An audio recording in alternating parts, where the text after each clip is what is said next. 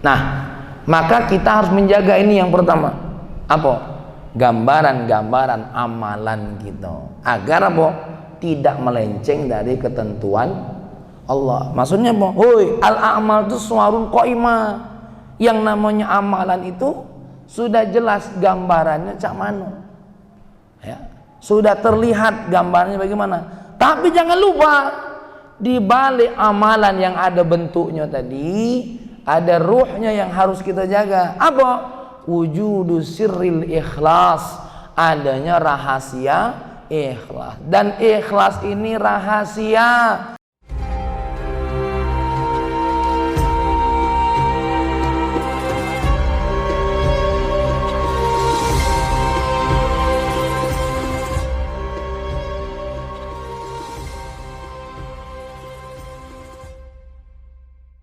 Masuk hikmah yang ke-10. Apa kata Al-Imam Ibnu Athaillah?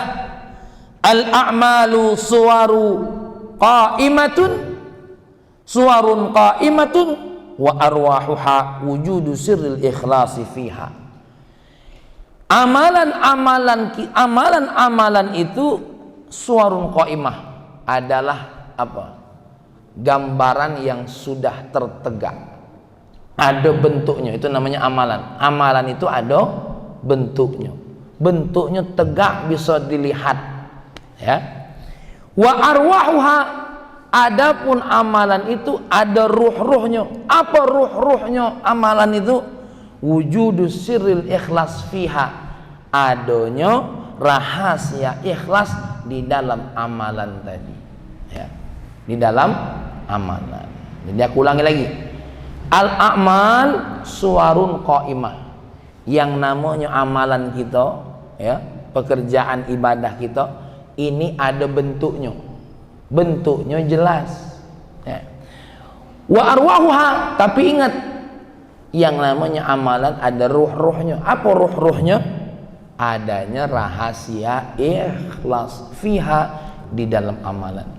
Maka secara ringkas Dr. Muhammad Said Ramadan Buti ngomong apa? Ibadah kita tuh ada dua intinya. Apa?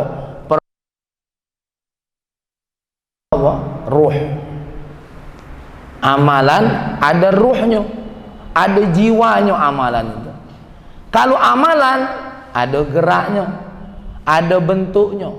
Apa bentuknya? Satu, dalam bentuk rukun. Yang kedua, dalam bentuk syarat. Kalau sholat ada bentuknya, ya, ada bentuknya, ada rukunnya. Apa rukun yang pertama? Niat kita jangan lupa. Ya. Yang kedua apa?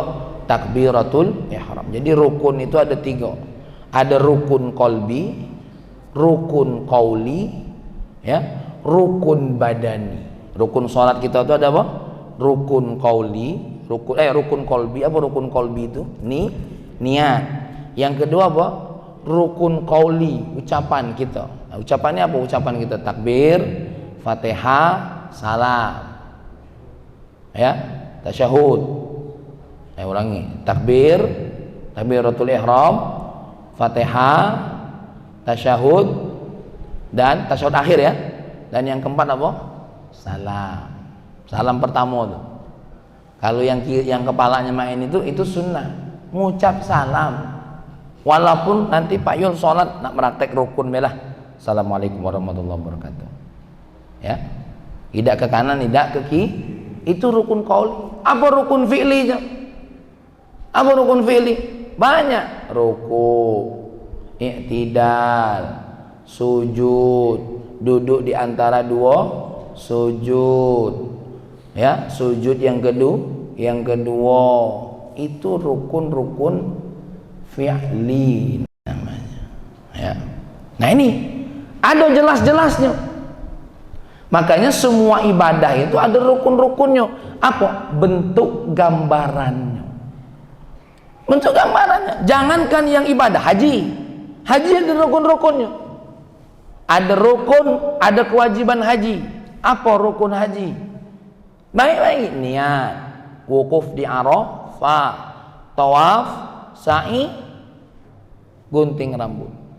Kalau yang mabit di Musdalifah, mabit di Mina, melontar jumroh Aqabah, melontar 3 jumroh, ya, melontar 3 jumroh, ya. Kemudian apa lagi? Pakai kain ihram, itu namanya wajibatul haji. Wajibatul haji. Dalam hidup kita nih sama, ada rukunnya, rukun Islam, rukun iman, rukun ihsan. Ya, kewajibannya mana? Wajib hidup ini ada anak kepada wong tua, itu wajibat namanya. Suami kepada istri, istri kepada, itu namanya wajibatul hayah. Kewajiban-kewajiban kita dalam hidup. Tuh. Jadi kita ini ada rukunnya kan. Nah, yang ada bentuknya, yang ada rukun-rukunnya, wudu. Ya. Tidak semua muka basah itu wudu. Ada yang muka basah itu apa? Nak mudi wong tuanya. Apa? Habis dari wudu. Ya. Apalagi dibanguni, anaknya dibanguni, ada. Nah, ada sejadah di kamar tuh. Sudah tuh tidur lagi deh, dibasahi tempat sujudnya tuh dengan banyu, ya kan? Pas wong tuanya megang, nah ini gawe Pak Yul ya. Ya, wala sholat. Ya, bukan gawe Pak Yul, gawe aku pula dulu. Ya, nah, ada icak-icaknya kan tahajud. Wah. Ya. Nah, ngapa aja bongkar aib masing-masing ini? Nah, ini ada gerakannya. Zakat ada gambarannya. Orang zakat tuh, makanya zakat fitrah ada syarat-syaratnya, ada rukunnya. Ya, zakat mal mah itu pula ada ketentuannya. Sesuatu hal yang bisa dilihat, yang tergambarkan bentuknya, itu namanya al-a'mal. Jadi al-a'mal itu apa? Suwarun qaimah, harus ditegakkan. Salat kita tuh Allahu Akbar, Bismillahirrahmanirrahim, ada sunnah-sunnahnya. Ya, sunnah-sunnahnya tadi baca doa iftitah dan selanjutnya. Ya. Puasa kita ada rukunnya. Rukun puasa itu utamanya cuma 2. Satu niat, yang kedua apa? Menahan diri dari segala sesuatu yang membatalkan puasa. Kapan? Dari mulai fajar sampai terbenamnya matahari. Itu rukunnya puasa. Ya. Ada kalau rukunnya. Nah, maka kita harus menjaga ini yang pertama. Apa? Gambaran-gambaran amalan kita. Agar apa? Tidak melenceng dari ketentuan Allah. Maksudnya apa? Hoi, al-a'mal itu suwarun qaimah. Yang namanya amalan itu sudah jelas gambarannya cak mano. Ya. Sudah terlihat gambarnya bagaimana. Tapi jangan lupa, di balik amalan yang ada bentuknya tadi, ada ruhnya yang harus kita jaga. Apa? Wujudu sirril ikhlas, adanya rahasia ikhlas. Dan ikhlas ini rahasia, tidak bisa dilihat. Kalau Pak Yul ngomong aku ikhlas nian, itu bukan ikhlas namanya, karena rahasia. Ikhlas itu rahasia. Tuh, ikhlas itu rahasia. Kau ini ikhlas tak sholat? Ikhlas. Nah, itu aku tidak tahu itu ikhlas atau bukan kira-kira. Maka tidak kata lain. Ikhlas tak kau tuh? Wallahu a'lam. Yang pasti aku berangkat bukan karena kau. Ya, aku nak sholat ini bukan karena kau nyelit aku, bukan karena kau merintah aku. Nah, aku tidak tahu, Allah lah yang menilai. Ikhlas itu, ya. Makanya tentang ikhlas ini kadang-kadang ulama tidak bisa menggambarkannya dengan definisi. Kenapa? Ikhlas itu rahasia dalam hati kita. Ya, rahasia, murni. Tidak bisa. Cak mana bentuk ikhlas itu? No, digambar, tidak baca, digambar. Ya. Siapa yang bisa? Kapan? Siapa yang pernah bertemu dengan ikhlas? Kecuali kalau nama kawannya Muhammad Ikhlas. Ya kan? Ada Pak Adi namanya Muhammad Ikhlas? Ada. Nah, itu kalau itu ada bentuknya. Ya, mungkin wongnya putih kulitnya, hidungnya mancung, tapi lolo, ada. Ya. mulai Ustaz suka masjid masjid ikhlas, masjid lain lagi ya. Nah kita yang duduk nih tidak boleh kita nilai, oh wong ini ikhlas, wong ini tidak ikhlas. Rahasia ya, semuanya ada rahasia. Baik, ruh asirul muwadda' fi suwaril hayawan bil asalah. Secara bahasa yang namanya ruh itu apa? Asirul muwadda', perkara rahasia yang dititipkan di dalam bentuk hewan. Ini secara bahasa ya. Di dalam tubuh hewan itu ada sesuatu hal yang rahasia, tidak bisa terlihat oleh mata, yang Allah titipkan dalam Al-Quran. Dan itu ada hadis Nabi. Hadis Nabinya apa? Manusia itu ya di dalam perut ibunya per 40 hari. 40 hari jadi apa? Nutfah. 40 hari jadi alaqah. 40 hari jadi mudghah. Ya. Kapan sudah jadi mudghah? Lah mulai berbentuk dagingnya apa? Allah datangkan malaikat untuk meniupkan apa? Ruh. Nah, ini. Jadi ruh itu ada sesuatu hal yang dititipkan oleh Allah dalam tubuh hewan, dan kita ini termasuk hewan. Cuma hewan yang dilebihkan oleh Allah kecerdasannya. Ya. Diberikan oleh Allah kekuatannya yang lebih kuat, lebih hebat daripada binatang. Karena kekuatan manusia itu bukan di otot. Coba Mang Rosik kemarin kalau nak nyampai kebu, tidak baca, pakai otak. Sebesar-besar apapun kebu masih lolo tuh lah. Tuh nyampak di budi ke lewang pavilion, ya kan? Digeret-geret kaki jatuh. Tapi coba kalau kita nak cak-cak hewan, coba walaupun badan Pak Hari ini besar, apalagi Mang Israfil, tidak mungkin melawan kebo. Cuma itulah kebo, beda dengan manusia. Walaupun khuliqal insanu dha'ifa, tubuhnya lemah, tapi Allah kasih akal yang membuat dia bisa terbang. Ya, Allah kasih akal, dia bisa mecahkan batu. Dengan apa manusia mecahkan batu? Bukan dengan tangannya, tapi dengan apa? Dengan ilmunya. Traktor, apa namanya yang untuk mecahi batu? Iyalah traktor itulah apa namanya, alat-alat besar itu manusia ya. Nah, dalam tubuh hewan ini ada yang buat mereka bergerak dan hidup, itulah namanya apa? Ruh ya. Maka kita ini tidak tahu ruh kita, bahkan bisa jadi kita. Jadi kalau seandainya Pak Yul nanya ngata Pak Ari, ngapa kau ini jelek nih? Oh, aku ini jasadnya baik, jelek nih, ruhnya ganteng. Kau beda tahu. Ya. Daripada kau tuh, jasad kau caknya bagus, padahal ruh kau tuh jelek. Ya kita tidak tahu, mana mau ada ruh kita ini. Hanya Allah yang tahu bagaimana ruh kita ini. Yang pasti dia ada dalam tubuh kita, yang dititipkan oleh Allah.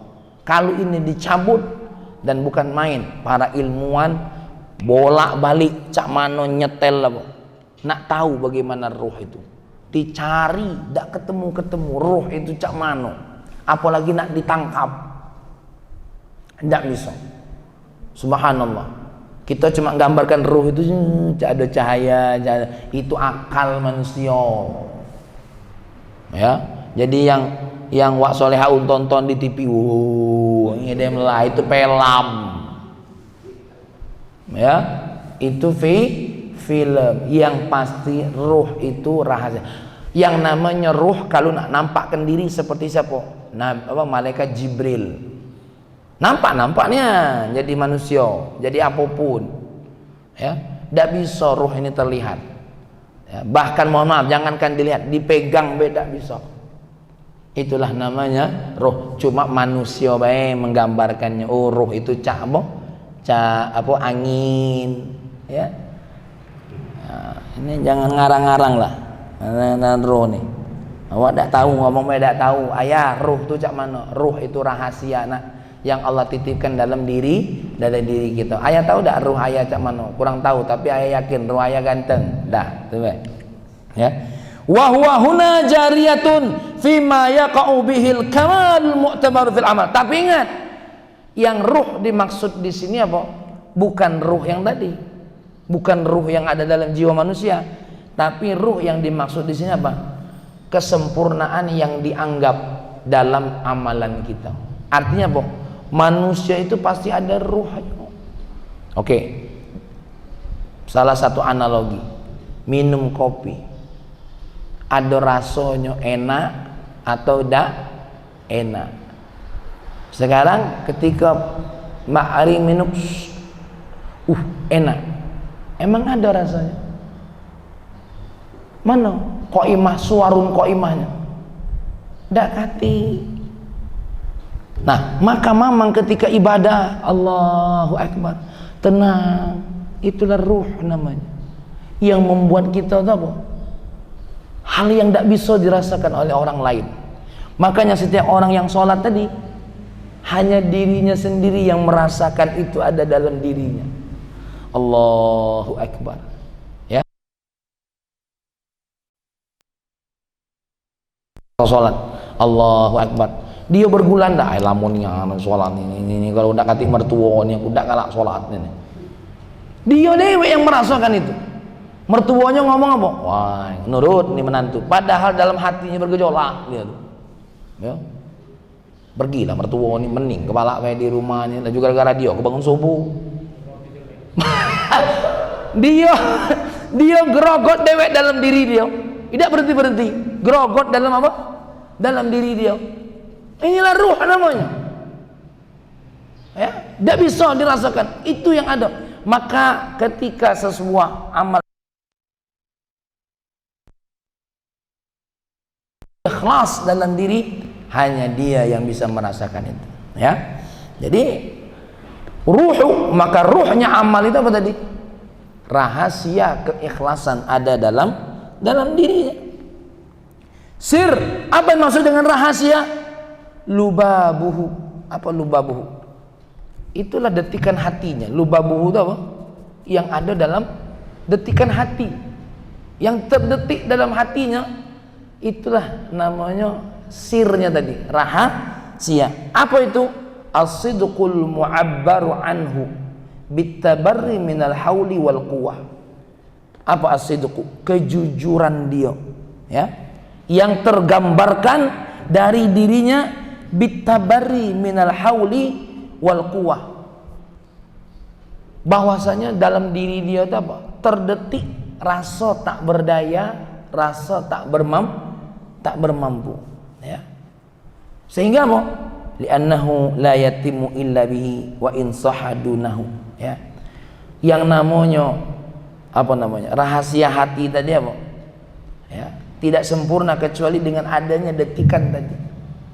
Ya. Nak ada amalan atau nak ada tidak ada amalan. Contoh. Makanya kata Dr. Muhammad Said Ramadan Buti, tidak selamanya ada sebuah ruh yang terkait dengan amalan. Kalau amalan harus terkait dengan ruh supaya sempurna. Tapi terkadang ruh itu ada tanpa amalan. Detikan hati tadi Wak Marosik kadang-kadang ada tanpa amalan. Contoh, ya Allah, aku nih kalau dikasih oleh Allah rizki, aku nak bersedekah setiap pagi itu apa? 100.000. Nah, ini sir namanya. Sebuah ketulusan hati dia berkata seperti itu, ya. Ketulusan hati dia berkata seperti itu. Maka jangan heran kaget orang yang dari hatinya tulus mengatakan sesuatu, walaupun dia tidak bisa, walaupun belum terrealisasi, jadi catatan amalan. Kenapa? Memang terdetik tulus di hatinya. Ya Allah, aku kalau ada rezeki kepengen nih anak-anak ini nak ku umroh ke bareng sama aku, ya kan? Terdetik di hatinya dengan jujur, dengan tulus. Nah, detikan-detikan hati yang tulus itu yang akan apa namanya? Yang akan dijadikan catatan amalan. Jadi sekali lagi, amalan itu harus ada ruhnya. Tapi terkadang ruh ini muncul walaupun tanpa amalan. Ini hebatnya ruh. Makanya niat itu kadang-kadang lebih dulu daripada apa? Di dalam kitab Al-Jawahirul Lu'lu'iyah ketika berbicara tentang ikhlas, ya, dia berbicara tentang niat. Kalau ulama-ulama dulu apa? Senantiasa mempraktekkan ketulusan hati ini dalam dirinya. Contoh, kalau dia lagi sakit, ya Allah, aku kalau mudah-mudahan kalau sehat, ya Allah, terdetik di hati, sehat, aku pengen tahajud minimal terus malam 10 rakaat, ya, diniatkan, tapi bukan dibuat-buat biar dapat pahala. Ya pahala, aku malam nak sholat tahajud 10 rakaat, itu namanya dibuat-buat. Ini ketulusan dalam hati. Contoh, adonian kan kita tuh yang dalam hati itu tiba-tiba mau muncul, ya Allah, aku rindunya dengan dulur aku nih, Allah, aku nak nelponnya lah, sekali juga nak main lah, insya Allah pas 2 hari lagi nanti insya Allah. Pas 2 hari berbenturan Wak Pendi, tidak bisa, sudah dicatat oleh Allah. Adonian, bukan yang wah ini habis ngaji biar niat banyak. Nah, itu tidak beres Mas Sidi, itu tidak beres. Itu namanya nggoroi Allah. Itu bahasa apa namanya? Allah tidak baca digoroi. Allah tahu kau temudi apa tulus, Allah tahu, ya, Allah tahu. Makanya kadang-kadang sir ini muncul lebih dulu sebelum apa? Sebelum amalan itu dilakukan. Itu bedanya. Kalau amalan, jangan lupa harus ada ruhnya, ya. Tapi kadang-kadang ruh, rahasia keikhlasan ini, ketulusan ini muncul kapan? Sebelum amalan itu datang, ya, datang. Nah, kemudian apa itu ikhlas? Nah, ini biar kita tahu apa itu ikhlas. Ifradul wajhi lillahi ta'ala duna amma siwahu fi qasdil amal. Ini secara umum yang dikatakan Syekh Ahmad Zarruq, ikhlas itu apa? Ifradul wajhi, menyendirikan tidak ada lain yang ditujunya adalah Allah. Selain Allah tidak ada dalam tujuan amalnya. Yang dikejar hanyalah siapa tadi? Allah Subhanahu wa ta'ala, ya. Nanti kita akan masukkan juga apa yang disampaikan oleh Imam Nawawi yang kemarin kita sebut. Ikhlas itu ada berapa tingkatan? Ada sekian tingkatan. Tapi ini dulu, ya, dikaji oleh ulama apa? Ikhlas yang paling utama. Niatnya tidak kate lain apa? Niatnya tidak ada lain apa? Niatnya tidak ada lain adalah hanya Allah Subhanahu wa ta'ala. Ini contoh kita nih. Rugilah kalau kita ada ibadah niatnya selain ada Allah. Kenapa? Yang lain berharap pahala dari Allah, kita berharap dari wong yang berharap pahalanya dari Allah. Ya, tidak kemungkin, jauh itu. Ya. Ini ikhlas. Qala Syekh Abu Talib radhiyallahu anhu, wal ikhlasu indal mukhlisin ikhrajul khalqi min muamalatil haqqi. Ikhlas itu kata Syekh Abu Talib radhiyallahu anhu, ya, beliau mengatakan apa? Orang-orang ikhlas itu ketika dia menyatakan ikhlas itu apa? Ikhrajul khalqi min muamalatil haqqi, mengeluarkan apa? Segala hal yang terkait dengan makhluk ketika dia sedang berhubungan dengan Allah, ya, mengeluarkan segala sesuatu yang berhubungan dengan apa? Makhluk ketika berhubungan dengan Allah sang pencipta makhluk, ya, apa? Fokus hanya kepada Allah, sehingga apa yang terkait dengan makhluk dibuang galau-galau, apa terkait dengan makhluk, apa baik, inginkan dunia, ya, terbuang dalam dirinya. Ketika dia sedang berhubungan dengan Allah, dibuang galau-galau. Termasuk haji. Oh, haji itu lemaknya ya, nengok pacak jalan-jalan, dibuang, ya, dibuang galau-galau. Oh, gek kalau pas haji kalau nak beli sejadah bagus-bagus, dibuang galau-galau. Kenapa? Yang dituju cuma Allah. Tapi ingat, yang namanya setan Babisi. Yo kan ibadah. Kalau beli sejadah kan tidak apa-apa. Beli sejadah tidak apa-apa. Tapi apa? Berputar dalam hatinya ini, ya, selain Allah, itu nanti bermasalah. Makanya orang yang sedang bermuamalah kepada Allah, keluarkan galau-galau yang terkait dengan apa? Dengan makhluk. Ikhrajul khalqi, mana tadi ibaratnya? Min muamalatil haqqi. Ketika dia sedang bermuamalah, berhubungan dengan Allah sang pencipta makhluk, maka semua yang berbau makhluk dikeluarkan. Yang berikutnya apa? Wa awwalul khalqi an-nafsu. Ingat, makhluk yang pertama kali apa yang harus dikeluarkan? Nafsu. Ya, makhluk yang pertama kali dikeluarkan apa? Hawa nafsu. Ya, tuh hati-hati. Kemudian apa kata beliau?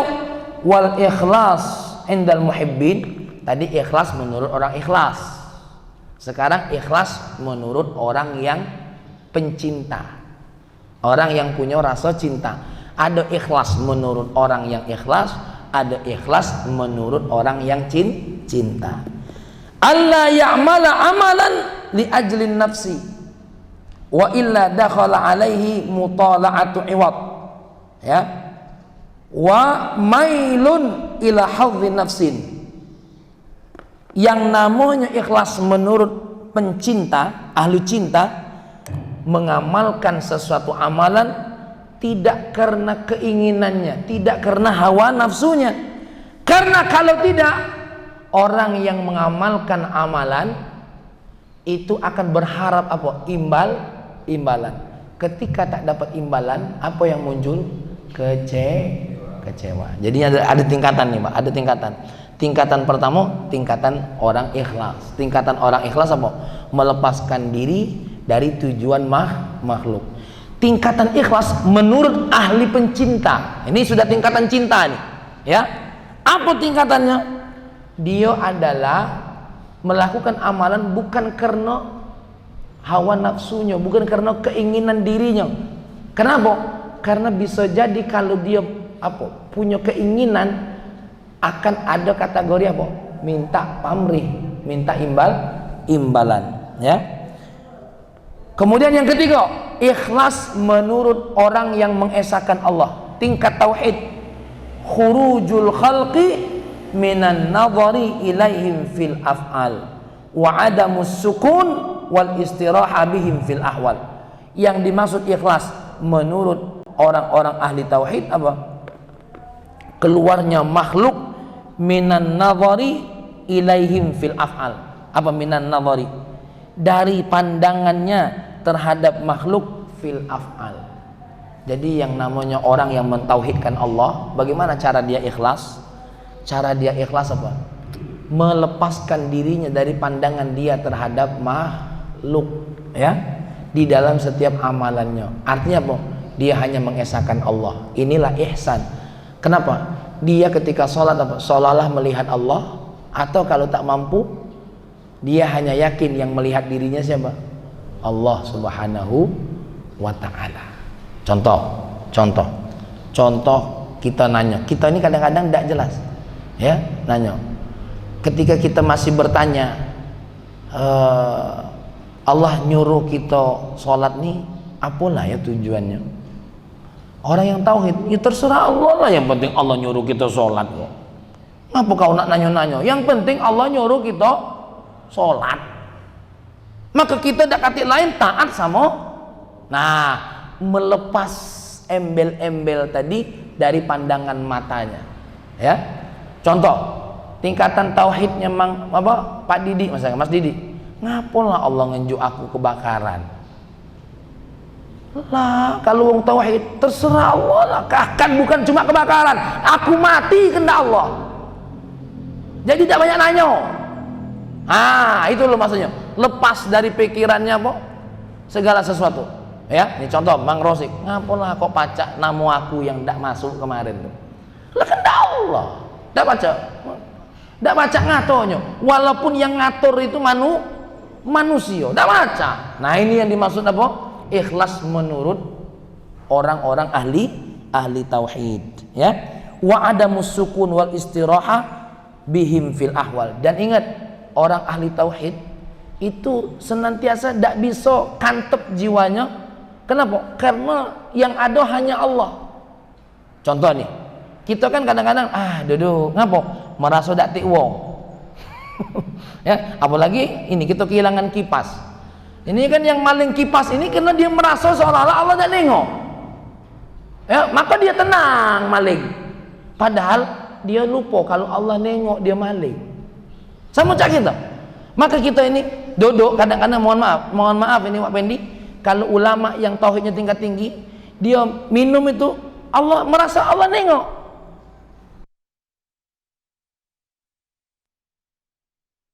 Kalau kita ini dah punya sabun, punya bapak kau, ya lah bapak kan tak tahu. Nah, ya ini ikhlas tingkat tauhid. Sudahlah, masih banyak lagi makna ikhlas. Mudah-mudahan kita belajar. Dengan begini kita tahu ikhlas kita ini tingkat mana nih kira-kira. Menurut ahli ikhlas, menurut pencinta, menurut ahli tauhid, atau tidak masuk galau. Wallahu a'lam. Ya, oleh karena itu kita perlu ngaji bukan apa-apa, menakar diri kita, bukan nakar diri wong. Ingat, ngaji ini Pak Yul nak nakar diri kita. Kaget Pak Yul nengok, iya belum ikhlas. Bukan, kita takar diri kita. Maka ngaji hikam ini ayaannya untuk siapa? Ayaannya untuk diri kita masing-masing. Fahmi cuma bisa membacakan kitabnya, jangan jadikan aku contoh. Aku bukan ulama setingkat Imam Ibnu Athaillah. Fahmi cuma murid yang sama-sama ngaji. Cuma kebetulan, bukan kebetulan, Allah izinkan Fahmi bisa baca kitab, makanya saling ngaji. Mudah-mudahan ada manfaatnya. Ya, ini karena sudah siang, nanti kajian kita mudah-mudahan. Nah, cuma besok Fahmi izin dulu karena mau ke Palembang, jadi libur dulu, ya. Jadi mari kita berdoa kepada Allah, shalli wa sallim ala sayyidina Muhammad wa ala ali sayyidina Muhammad. Ya Allah, ajarkan kami terus menyempurnakan bentuk ibadah kami ya Allah.